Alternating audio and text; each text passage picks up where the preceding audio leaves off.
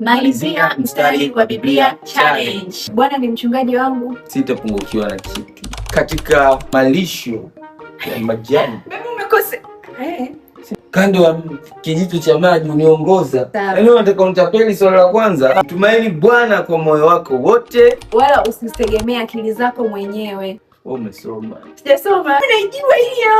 Kumbe wewe unadhani mimi sijui Biblia kama wewe. Kwa kuwa Mungu hakutupa roho ya oga, hivyo basi akamtoa mwana pekee ili kila amwamini asipotee. Inasema hivi, kwa kuwa Mungu hakutupa roho ya woga, bali ya nguvu na ya upendo na ya moyo wa kiasi. Adhabu yako cheza kiduku kidogo kidogo kidogo kidogo. Kwa kuwa mshahara wa dhambi ni mauti. Mshahara wa dhambi si mauti, babe. Yes, wangu. Basi kila mtu atavuna alichopanda. Kwa kuwa mshahara wa dhambi ni mauti, bali karama ya Mungu ni uzima wa milele katika Kristo Yesu. Cheza wimbo.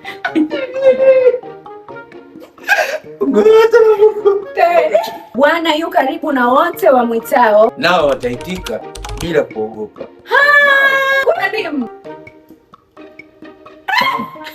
Lakini walio na tumaini katika Bwana hawatayumbishwa kamwe. Lakini walio na tumaini katika Bwana watapata nguvu mpya. Kweli. Watapanda juu na mbawa kama tai, watakwenda mbio wala hawatachoka.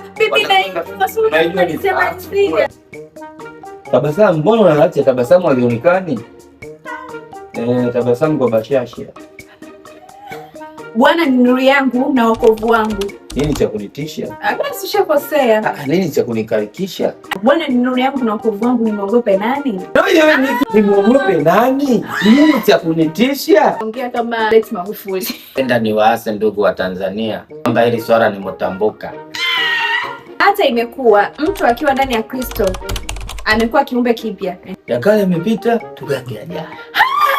Amini katika Bwana Yesu. Amini katika Bwana Yesu, nawe utaokoka.